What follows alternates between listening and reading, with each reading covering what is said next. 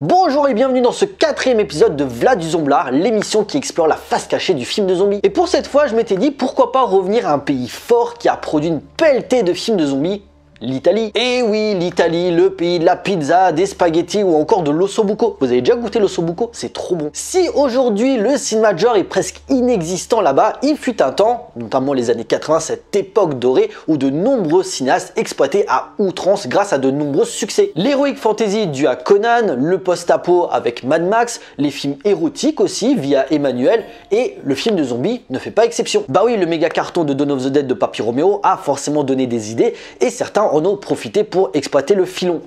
Quoi de plus normal, s'il y a de la thune à se faire, autant en profiter. Amateurs de sang bien dégoulinant, de têtes qui explosent, de femmes aux formes très généreuses ou encore de maquillage aussi réussi qu'une quiche mal cuite, vous êtes au bon endroit car Vlad du Zomblard.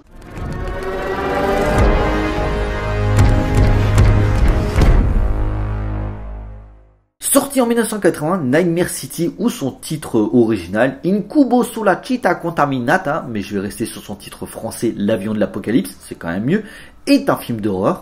Ah bon? Italo-mexicano-espagnol et réalisé par Umberto Lenzi. Alors quand je vous parlais de cinéma d'exploitation, Umberto Lenzi c'est un cas d'école tellement le mec a touché à tout. Mais vraiment touché à tout. Né en 1931 dans la province de Grosseto en Toscane, Umberto Lenzi, après son diplôme au Centro Sperimentale di Cinematographe de Rome, réalise un court-métrage qui sera adoubé par un certain Pier Paolo Pasolini. Rien que ça ma gueule. Par la suite, il fera diverses activités, animateur d'un ciné-club, bossera sur des revues ciné, voire assistant réalisateur en 1961 sur La Terreur des mers, réalisé par Domenica Prolela. Repéré par le producteur Fortunato Misiano, ce dernier lui donne l'occasion de passer derrière la caméra sur des genres très en vogue à l'époque. Le film de pirate avec Sandokan, le tigre de Bornéo, le film de KPDP avec Marie Larousse, femme pirate, le film de guerre avec la Légion des damnés ou encore l'adaptation du Fumetti, les BD italiennes, via Criminal, surfant également sur le succès de Diabolique. Durant la décennie suivante, deux genres sont très en vogue.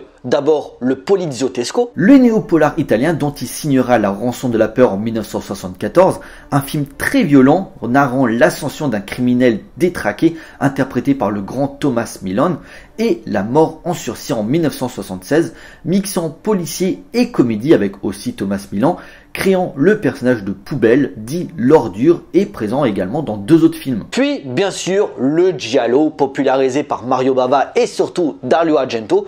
Umberto Lenzi va aussi s'y attaquer au genre en créant même le giallo érotique. Comme Si douce, si perverse en 1968 avec Jean-Louis Trintignant et Paranoia en 1970 dirigeant Carol Baker. Par la suite, il réalisera d'autres fleurons du genre comme les excellents Meurtres par intérim, Spasmo ou encore, et celui-là j'adore le titre, Chat rouge dans un labyrinthe de verre. Nous voici à sa dernière grosse période et si le bougre a continué à varier les genres, c'est quand même l'horreur qui a primé sur sa dernière partie de carrière. Le film de cannibale avec Cannibal Ferox, le thriller horrifique via Le visage de la peur, le nanardesque Démonie 3 ou Black Demon, rien à voir avec les deux démons de Lamberto Bava, et enfin La maison du cauchemar, suite non officielle du Evil Dead de Sam Raimi, qui lui-même dans sa timeline engendra d'autres suites, un beau bordel. Et bien sûr, on y arrive, le film de zombies avec le sujet du jour. Quelques années plus tard, il se retirera avec sa femme du monde du cinéma, collaborant de temps en temps avec des revues italiennes.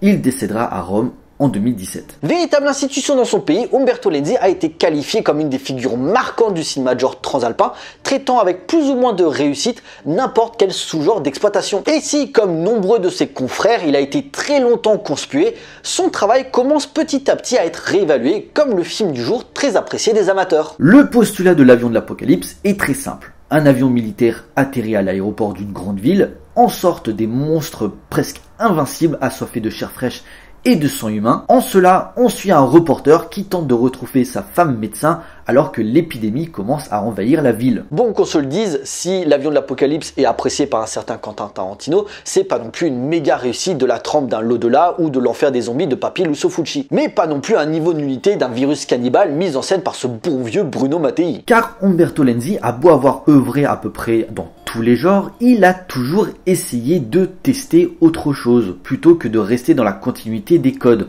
possédant d'énormes qualités pour notre plus grand plaisir.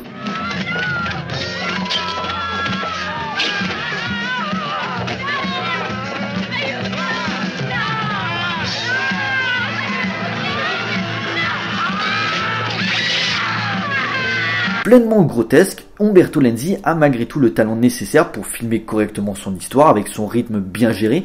1h30, on ne s'ennuie pas, le film enchaînant non-stop les scènes chocs. Un spectacle agréable, certes pas aidé sur certaines situations par ces zombies infectés où à certains moments en fait tu te demandes comment personne a pu alerter alors qu'ils laissent un nombre incalculable de morts derrière eux. Genre ils attaquent d'abord autour de la ville, quelques bâtiments avant d'y entrer frontalement. Depuis quand un zombie ça réfléchit? Sachant qu'en plus je dis zombie mais pas vraiment, enfin si, en gros ils sont infectés par un virus qui les a changés en tueurs sanguinaires bouffant les gens et le seul moyen de les tuer c'est de leur tirer une balle dans la tête. Vous allez me dire c'est quoi la différence avec les zombies? Ben déjà ils courent. Certes aujourd'hui c'est pas nouveau si vous avez vu 28 jours plus tard l'Armée des Morts voire World War Z, mais en 1980 on avait pratiquement jamais vu ça, ce qui forcément les rend plus dangereux. Ensuite, ils utilisent des armes, couteaux, machettes, mitraillettes, sans oublier qu'ils usent parfois de certaines stratégies, voire débloquer un ascenseur où des gens sont coincés à l'intérieur. Alors que déjà un zombie à tuer, c'est déjà chiant, si en plus il est doué de conscience, c'est ultra galère.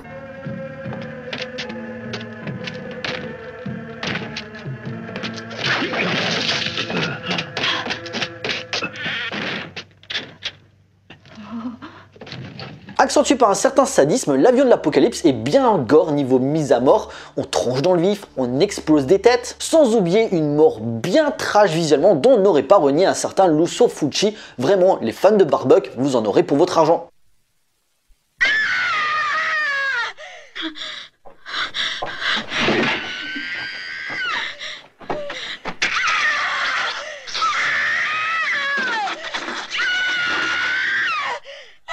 Bien sûr, le ridicule ne tue pas, je disais que Umberto Lenzi avait une réalisation correcte, cela n'empêche pas l'avion de l'apocalypse d'enchaîner des moments débiles et des faux raccords que même un première année en école de ciné pourrait éviter. Le casting à la ramasse, un autre atout de la nanardise, son interprète principal, coproduction oblige pour toucher le public mexicain, il a été donné à Hugo Staglitz, connu pour des classiques tels que l'épouvantable Tintorera ou l'actionneur La Rage de Tuer, arrive même avec sa grosse barbe à être aussi expressif qu'une tranche de pain de mie périmée. A noter qu'à la base, Franco Nero était pressenti pour le rôle principal. Effectivement, ça aurait eu une autre gueule. Sa femme Anna, interprétée par Laura Trotter, également spécialisée dans de bonnes bisseries italiennes, en fait aussi des caisses. Elle fait que crier, son comportement est incompréhensible des fois. Bref, une pépite. Pour le reste, Framisco Rabal, Manuel Zarzo, voire Maria Rosaria Omaggio font tout ce qu'ils veulent pour être aussi mauvais et inexpressifs les uns que les autres.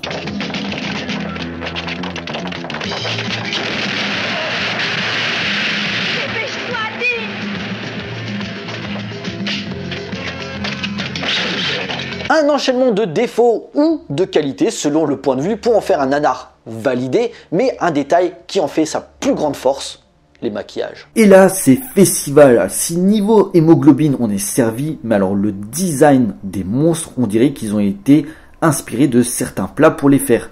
Pizza, steak haché, galette, omelette. J'hésite. Le cinéaste y déploie son petit discours sur les dérives de la société moderne, agrémenté d'un montage bordélique mais efficace, d'une réalisation rentre-dedans où les moments chocs se succèdent, aéroport, hôpital, parc d'attractions, il y a une vraie générosité dans l'action, on peut pas le nier. Bien sûr, en bon bis assumé, l'avion de l'apocalypse fait plaisir à la rétine en nous rinçant l'œil grâce à des comédiennes où, si leur talent à l'écran est très discutable, c'est compensé en nous montrant des formes bien sexy.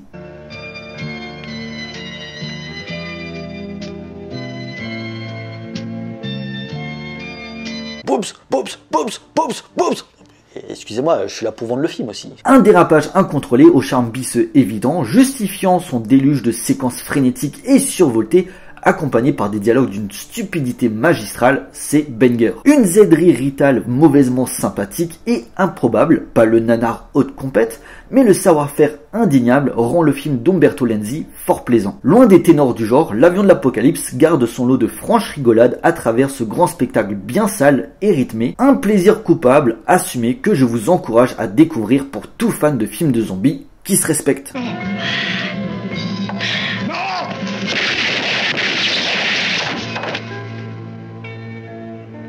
Voilà, ce 4e épisode de Vlad du Zomblar est à présent terminé. J'espère qu'il vous a plu et que je vous ai bien vendu l'avion de l'apocalypse d'Umberto Lenzi. Une zèderie italienne bien sale et fun. Je pense que vous y trouverez votre compte. Pour nous, on se retrouve pour une prochaine vidéo. D'ici là, portez-vous bien. Allez voir des films. Ciao.